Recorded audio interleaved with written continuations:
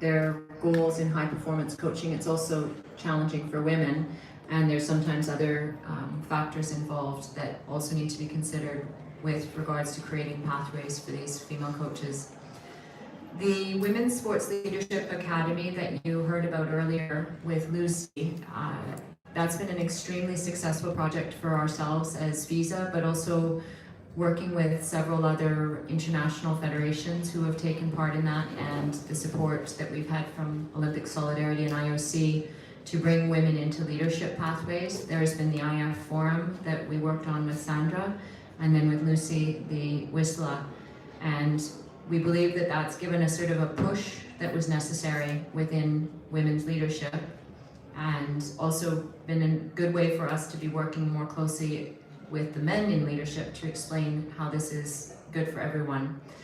Now this is now going into the next phase, and it's the high performance coaching project with WSLA. And it's been designed for coaches who are wanting to make it to the next level, at the global level, to increase the number of females on the international scene. And it's going to be specifically unique in that it's been designed around the needs of high performance coaches who already might have a good level of understanding in their coaching practice, but they might need some specific tools to make the next step into being either at the YOG level, the World Championships level, and ideally at the Olympic level. Or what do they need to make the next steps towards having their crews or working in the environment of their coaching to be achieving better success, which is what everybody in this room is trying to do within their national systems, is achieve success. And we know that coaching it's a high performance domain. You have to perform to create the results that keep the program going and keep the continuity. And the international federations who have gotten involved in this are trying to make a better system to support those pathways. It's going to be also focusing on the competencies around leadership behaviors and giving these coaches the confidence to progress their career path.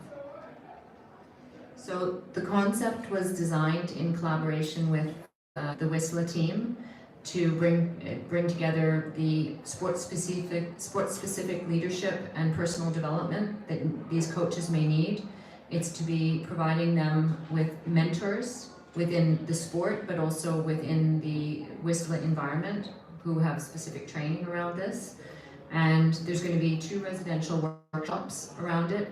And then during the year, these coaches will be working with 1 to 2 sport-specific mentors to help them prepare towards, in some cases, the Olympics, and in some cases towards other international goals.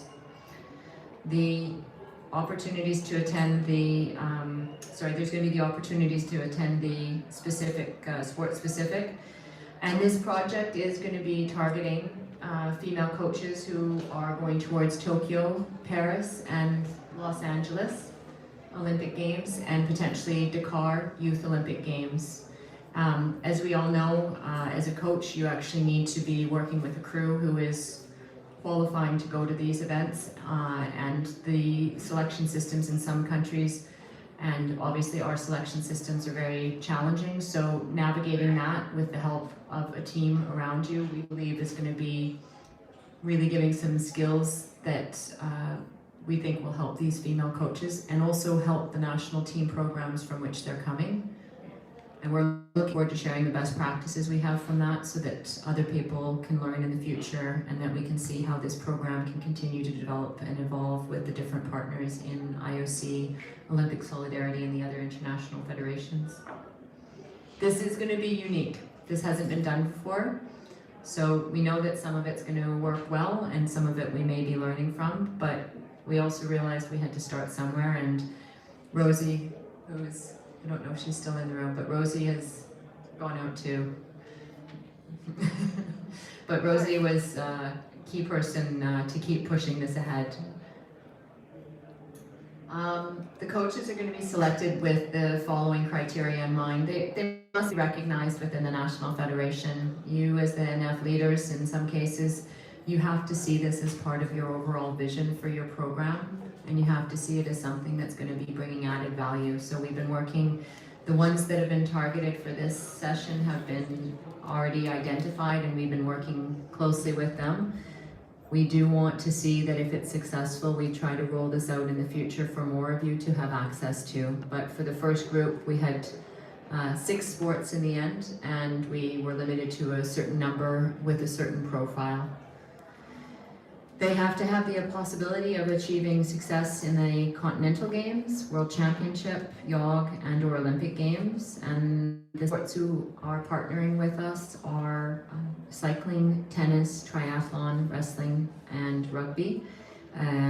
We also have a few other IFs who down the line are interested, but we've got to see within the constraints of the budgets and the program what can happen. So the National Olympic Committees for us are a critical part of this as well, that we as the international federations are working closely with you as the federations, but your national Olympic committees need to also see this as being part of the process. And Sandra was saying before, the IOC is working closely with the NOCs because this really has to be coming from several sides. For coaches to have success, they need to have that support from multiple stakeholders in the Olympic movement.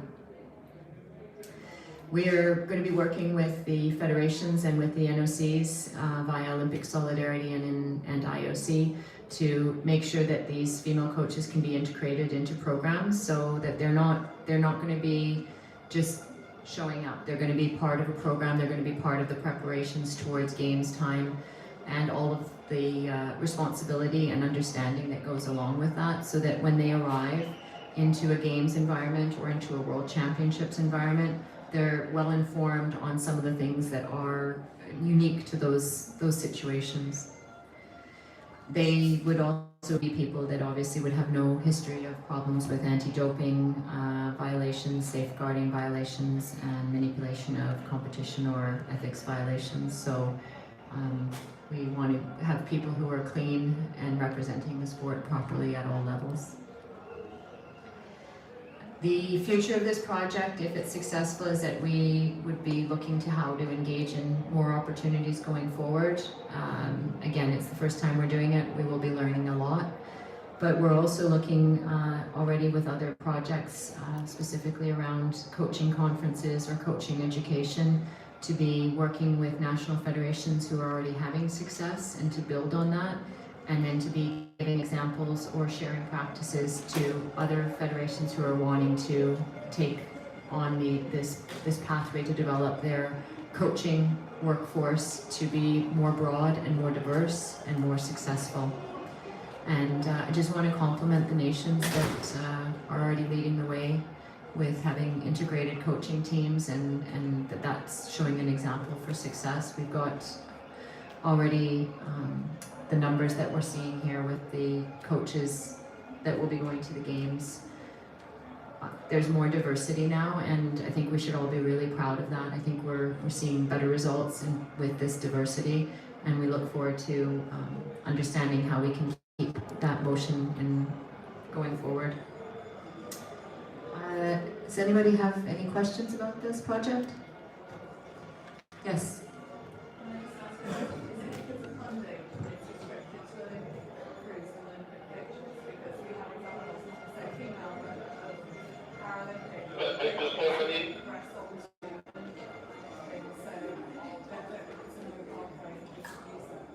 Definitely, Anna-Marie, that's a good question about why it's restricted at the moment to Olympic pathways, but we definitely did discuss the Paralympic pathway, and we're definitely open to looking at that with the other international federations. And I think IOC has a very good cooperation with IPC, and Olympic Solidarity is also starting to support more. But by the nature of this funding, it is just to explain, this is at the international federations are putting in 50% of the funding, and then very fortunately Olympic Solidarity, the branch of the International Olympic Committee that funds sports development, has put this money forward, but it is technically money that is from the National Olympic Committees.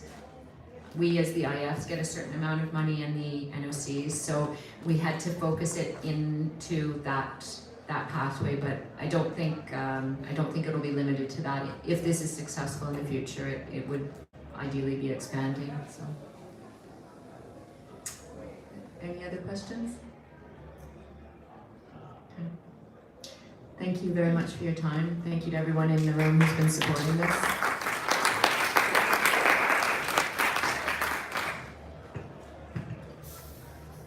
So thank you, Shula, with a first view on this very exciting project we're getting in with 6 other international federations and with the help of Olympic Solidarity and RNC. It will help us to improve our biggest concern, I think, about the percentage of female coaches. Now we get to the last part of this seminar. We have presented a lot of things to you and had already discussions in between presentations and in the pause. But now we want to ask you to give us feedback, and we will do that in 2 roundtable sessions of about 15 minutes. So we divided the groups in 3, and these are the lists Daniela had made. Daniela, do you know where you sit? They all have been given a sheet of paper where they have written their color, and you should join the round table. So there are 3 groups. You should join your respective color. You should be on. No, not yet. You should be around. No, not yet. Just first explain.